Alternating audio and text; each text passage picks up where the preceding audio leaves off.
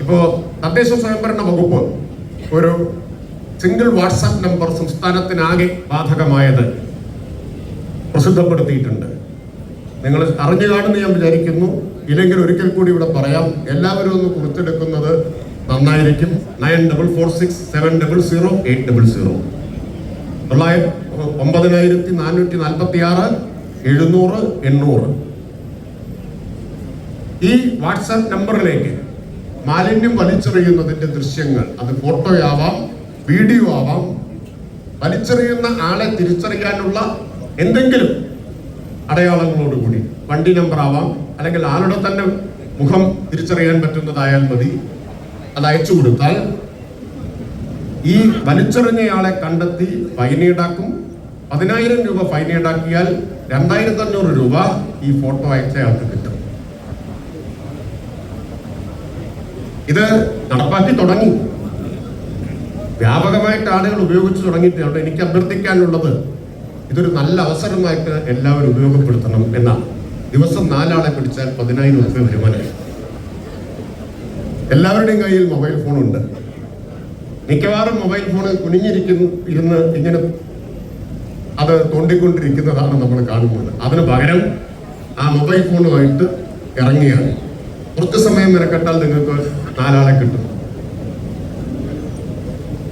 ഇതിന്റെ ഉദ്ദേശം എന്താന്ന് വെച്ചാൽ, തമാശയായിട്ട് പറഞ്ഞെങ്കിലും ഉദ്ദേശം എന്താണ്? ഇങ്ങനെ വലിച്ചെറിയുന്നവർക്കെല്ലാം ഒരു തിരിച്ചറിവുണ്ടാവണം. തങ്ങളെ ആരോ പിന്തുടരുന്നുണ്ട്, ഇങ്ങനെ വലിച്ചെറിഞ്ഞാൽ പിടിക്കപ്പെടും, ഒരു സാമൂഹിക നിരീക്ഷണം നടക്കുന്നുണ്ട് എന്ന തിരിച്ചറിവുണ്ടാവണം. ഇങ്ങനെ സ്ഥിരമായി വലിച്ചെറിയുന്ന സ്ഥലത്തെല്ലാം ക്യാമറകൾ സ്ഥാപിക്കാൻ, CCTV ക്യാമറ സ്ഥാപിക്കാൻ തദ്ദേശ സ്വയംഭരണ വകുപ്പ് തദ്ദേശ സ്ഥാപനങ്ങൾക്ക് നിർദ്ദേശം കൊടുത്തിട്ടുണ്ട്. ക്യാമറ വരുമ്പോഴോ പഴയ ആളുകൾ പറയും, മുകളിലിരുന്ന് ഒരാളെല്ലാം കാണുന്നുണ്ട്. മുകളിലിരുന്ന് കാണുന്ന ക്യാമറകൾ കേരളം മുഴുവൻ വരിക. ക്യാമറയിൽ പെട്ടാൽ ആളെ കണ്ടെത്തി ഫൈൻ ഈടാക്കും. വെള്ളത്തിൽ മാലിന്യം തള്ളുന്നത് ജാമ്യം കിട്ടാത്ത കുറ്റമാണ്, ജയിലിൽ പോകേണ്ടി വരും. എന്തൊരു നാണക്കേടാണെന്ന് ആലോചിച്ചു നോക്കും. തിരുവനന്തപുരത്തൊക്കെ ചില മാന്യന്മാരെന്ന ആളുകൾ ധരിക്കുന്ന ആളുകൾ, ബാക്കി എല്ലാ നിലയിലും അവർ അങ്ങനെ തന്നെയാണ്. പക്ഷേ ആമിഴഞ്ഞാൻ തൊട്ടിലും മറ്റും മാലിന്യം വലിച്ചെറിഞ്ഞ് പിടിക്കപ്പെട്ട് ജാമ്യം കിട്ടാതെ ജയിലിൽ പോകേണ്ടി വന്ന അനുഭവമുണ്ട്. അപ്പൊ ജയിലിൽ നിന്ന് ഇറങ്ങി വരുമ്പോൾ ആളുകൾ മുഴുവൻ പറയും മാലിന്യം വലിച്ചെറിഞ്ഞിട്ട് ജയിലിൽ പോയതാണ് എന്ന്. നിയമ ഭേദഗതി വരുത്തിയിട്ടുണ്ട്. ഇത്തരം കാര്യങ്ങൾ വേണ്ടത്ര ജനങ്ങളിലേക്ക് എത്തിയിട്ടില്ല. ഈ ക്യാമ്പയിൻ അതിനു കൂടി ഉതകും എന്നാണ് ഞാൻ പ്രതീക്ഷിക്കുന്നത്. കൂടുതൽ ദീർഘമായിട്ടൊന്നും പറയുന്നില്ല. കേരളത്തെക്കുറിച്ച് ബഹുമാനപ്പെട്ട മന്ത്രിയും ധനകാര്യമന്ത്രിയും ഇവിടെ അധ്യക്ഷ പ്രസംഗത്തിൽ പറഞ്ഞു, ഓരോ മേഖലയിലും നാം കൈവരിച്ച നേട്ടങ്ങളെ കുറിച്ച്. കേരളത്തിന്റെ ഒരു പുതിയ നേട്ടത്തെക്കുറിച്ച് മാസത്തിൽ ഒരിക്കലെങ്കിലും ഒരു വാർത്ത വരാത്തതായിട്ടില്ല. അതെല്ലാം നമുക്ക് അഭിമാനകരമാണ്. എന്നാൽ ഇക്കാര്യത്തിൽ നമ്മുടെ പുരോഗതി അത്രത്തോളം അഭിമാനകരമല്ല എന്ന സ്വയം വിമർശനപരമായ തിരിച്ചറിവുണ്ടാവണം.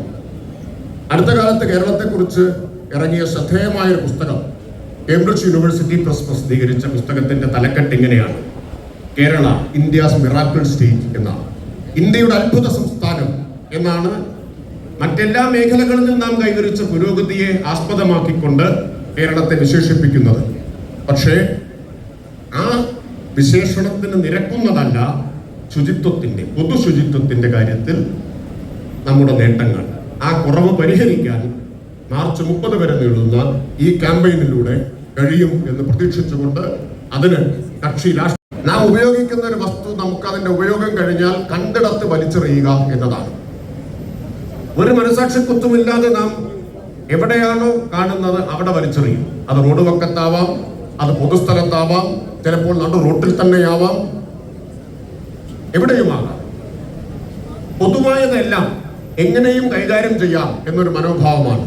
പൊതുവായത് നമുക്ക് അലക്ഷ്യമായി കൈകാര്യം ചെയ്യാം എന്നൊരു മനോഭാവമാണ് നിലനിൽക്കുന്നത്. ആ മനോഭാവം മാറ്റുക എന്നത് ഈ ക്യാമ്പയിന്റെ ഏറ്റവും പ്രധാനപ്പെട്ട ലക്ഷ്യമാണ്. അത് മാറണമെങ്കിലോ ബോധവൽക്കരണം ഒരു വഴിക്ക് നടക്കണം. ആ ബോധവൽക്കരണം ഇതിന്റെ ഭാഗമായിട്ട് നടക്കുന്നുണ്ട്. ബോധവൽക്കരണം കൊണ്ട് മാത്രം പെട്ടെന്ന് എല്ലാവർക്കും ബോധം വീഴും എന്ന ഒരു തെറ്റിദ്ധാരണയും നമുക്ക് ആർക്കും ഉണ്ടാവേണ്ടതില്ല. കുറച്ചു പേർക്ക് ബോധവൽക്കരണം കൊണ്ട് ബോധം വീഴും. കുറെ അധികം പേർക്ക് ബോധം വീഴണമെങ്കിൽ അവർക്ക് കൊള്ളണം. അപ്പോൾ മാത്രമേ ബോധം വീഴൂ. ഒരു നിയമവും ചാരോപദേശം കൊണ്ട് മാത്രം ആളുകൾ അനുസരിച്ച് ചരിത്രമില്ല. നിയമം കർശനമായിട്ട് നടപ്പാക്കേണ്ടി വരും. അതുകൊണ്ട് മാലിന്യം പൊതുസ്ഥലത്ത് വലിച്ചെറിയുന്ന സംസ്കാരശൂന്യമായ സാമൂഹിക വിരുദ്ധമായിട്ടുള്ള പ്രവൃത്തിയെ കർശനമായി നമുക്ക് നേരിടാനും കൂടി കഴിയണം. അതുകൂടി ഈ ക്യാമ്പയിന്റെ ഉദ്ദേശമാണ്.